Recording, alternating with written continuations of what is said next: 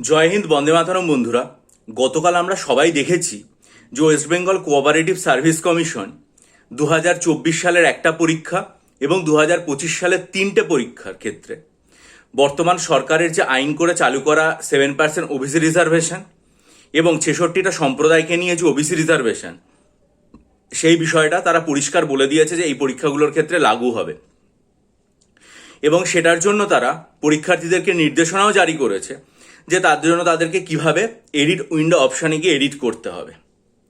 আমার মনে হয় যে তার মানে পাবলিক সার্ভিস কমিশনের আর দেরি করা উচিত নয়, কারণ পাবলিক সার্ভিস কমিশনের 2024-এর 3টে গুরুত্বপূর্ণ পরীক্ষা ক্লার্কশিপ, আইডিও, এমভিআই এবং 2025 সালের ডব্লিউবিসিএস পরীক্ষা, এগুলোর প্রত্যেকটা নোটিফিকেশন প্রকাশ করে দেওয়া উচিত এবং ওবিসি রিজার্ভেশন 7% 66টা সম্প্রদায়কে নিয়েই প্রকাশ করে দেওয়া উচিত।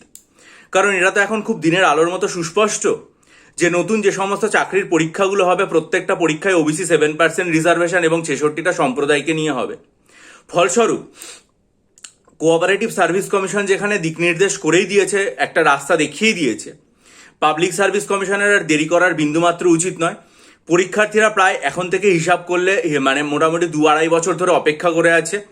তাদের সেই অপেক্ষা পূরণ করে পিএসসির অবিলম্বে 2025 সালের ডব্লিউবিসিএস এর নোটিফিকেশন, 2024 সালের ক্লার্কশিপ, আইডিও এবং এমভিআই নোটিফিকেশনটা দ্রুত প্রকাশ করে দেওয়া উচিত। প্রকাশ করলে নিশ্চয়ই চ্যানেলে জানাবো। তার জন্য চ্যানেলটা সাবস্ক্রাইব করুন, বেল আইকন প্রেস করে দিন এবং সমস্ত খবরের জন্য চ্যানেলের দিকে নজর রাখুন।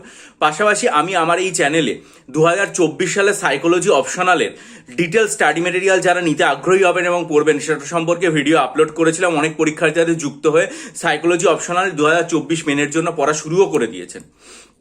মিসলেনিয়াস প্রিলিমিনারির জন্য 24টা মক টেস্ট, আর্ট কালচারের detail study material, 3000+ static GK MCQ study material সম্পর্কেও বিস্তারিত আলোচনা করে দিয়েছিলাম এবং অনেক পরীক্ষার্থী নিয়েছেন। পাশাপাশি 2024-এ ডাব্লিউবিসিএস মেন পরীক্ষার জন্য জেনারেল স্টাডিজের বিষয়ভিত্তিক 24টা যে মক টেস্ট, সেটা নিয়েও আমার চ্যানেলে আলোচনা করেছিলাম।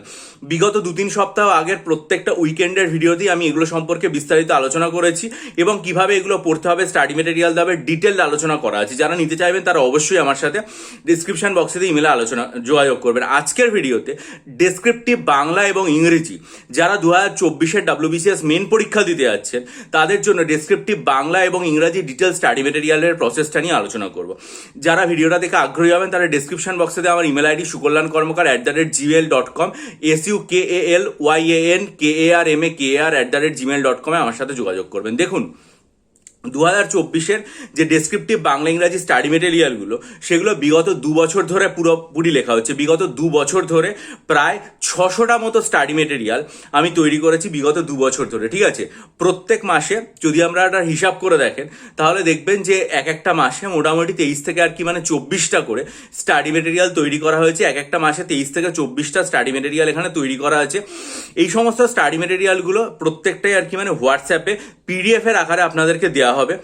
যারা এই সমস্ত স্টাডি মেটেরিয়ালগুলো নিতে আগ্রহী হবেন তাদেরকে আমি বলছি যে এই স্টাডি মেটেরিয়ালগুলো তৈরি করার ক্ষেত্রে আমি বাংলাতে আনন্দবাজার পত্রিকা এবং দেশ পত্রিকা, ইংরেজিতে Times of India, Hindustan Times এবং টাইমস অফ ইন্ডিয়া এবং ইন্ডিয়ান এক্সপ্রেস পত্রিকার সহায়তা নিয়েছি। এই সমস্ত পত্রিকা থেকে প্রয়োজনীয় তথ্য গ্রহণ, প্রয়োজনীয় শব্দ চয়ন এবং বাক্য বিন্যাস এগুলো তৈরি করেছি।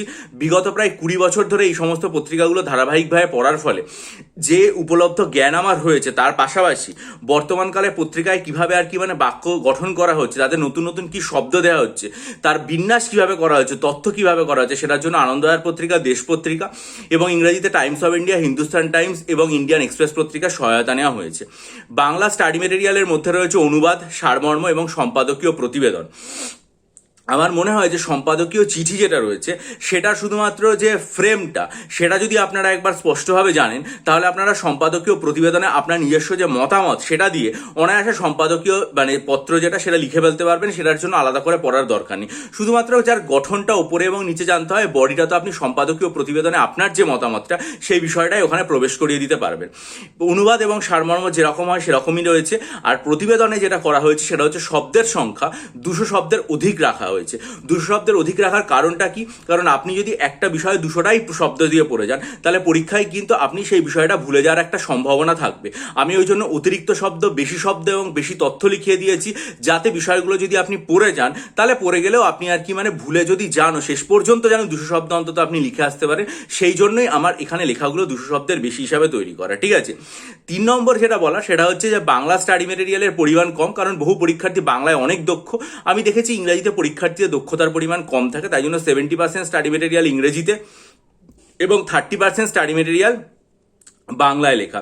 ইংরেজি স্টাডি মেটেরিয়াল যেগুলো রয়েছে সেগুলোর মধ্যে রয়েছে ইংরেজিতে এসে বা ইংরেজিতে প্রবন্ধ, ইংরেজিতে ট্রান্সলেশন, ইংরেজিতে প্রেসি রাইটিং এবং ইংরেজিতে রিপোর্ট, ঠিক আছে। এখানেও আমি ইংরেজিতে লেটার রাইটিংটা রাখিনি, কারণ এডিটোরিয়াল লেটারের ক্ষেত্রে আপনার মতামত জানতে চাওয়া হয়। আপনারা যদি বডিটা জানেন তাহলে আপনি সম্পাদকীয় ক্ষেত্রে বা যে কোনো আর কি মানে রিপোর্টের ক্ষেত্রে আপনার যে মতামতটা জানছেন বা এসেতে আপনার যে মতামতটা আছেন সেটা আপনি এর মধ্যে বসিয়ে দিলেই আপনার লেখাটা পরিপূর্ণ হবে। ইংরাজি এসের ক্ষেত্রে এবং ইংরাজি যে আর কি মানে প্রবন্ধগুলো বা এসেগুলোর ক্ষেত্রে শব্দ সংখ্যা 350 থেকে 400 রাখা হয়েছে। এবং এখানে যেহেতু আর কি আপনাকে অতিরিক্ত পরিমাণ জেনে যাওয়া উচিত এবং বেশি জেনে গেলে শেষ পর্যন্ত আপনি পরীক্ষায় সঠিকভাবে লিখতে পারবেন, ভুলে গেলেও শেষ পর্যন্ত আপনার শব্দসীমার মধ্যে থাকবে, তাই জন্য অতিরিক্ত শব্দে আর কি মানে এই জিনিসপত্রগুলো লেখা হয়েছে, ঠিক আছে। এবার স্টাডি মেটেরিয়াল যে আপনাকে একবারেই মানে সব কিছু নিতে হবে, বিগত 2 বছরের সব স্টাডি মেটেরিয়াল আপনাকে নিতে হবে একবারে, মানে যে গত এর আগের মেন পরীক্ষাটা যখন শেষ হলো সেই সময়কাল থেকে একবারে 2026-এর মানে জুন জুলাই পর্যন্ত আপনাকে একবার নিতে হবে তা নয়। আপনি এটা করতেই পারেন 3 মাস করে ভেঙে ভেঙে নিতে পারেন, বা যদি মনে করেন না আপনি 4 মাস করে ভেঙে ভেঙে নেবেন সেটাও হবে। আপনি যে পদ্ধতিতে নিতে পারেন 3 মাস করে ভেঙে নিতে পারেন, 4 মাস করে ভেঙেও আর কি মানে আপনি নিতে পারেন, ঠিক আছে। এবার আপনাকে দেওয়া হবে, আপনি পড়বেন খুব ভালো করে, মনোযোগ দিয়ে পড়ার পদ্ধতি আপনাকে লিখে দেওয়া হবে। পড়ে যদি আপনি বিন্দুমাত্র কোনো সমস্যা হয় আমাকে জানাবেন, এবং আপনার আর কি মানে সেই যে জানানোটা রয়েছে সেটা আপনি আপনাকে হোয়াটসঅ্যাপে অ্যান্সার দিয়ে দ্বিধাদ্বন্দ্বের সমাধান করে দেবো। এর আগে 2024-এর মেন পরীক্ষা, মানে এর আগে মিসলেনিয়াসের মেন পরীক্ষা, ক্লার্কশিপের মেন পরীক্ষায় বহু পরীক্ষার্থী স্টাডি মেটেরিয়াল নিয়ে উপকৃত হয়েছে। আশা করি আপনার নিয়েও কোনো রকম কোনো অসুবিধা হবে না। যারা নিতে চাইবেন ডিসক্রিপশন বক্সে আমার ইমেল আইডি দেওয়া আছে, দেখে আমার সাথে যোগাযোগ করবেন। ভালো থাকুন, বিজয়ী হন, সফল হন। চ্যানেলটা সাবস্ক্রাইব করে বেল আইকন প্রেস করবেন, সমস্ত খবর জানার জন্য নজর রাখবেন। ভালো থাকবেন।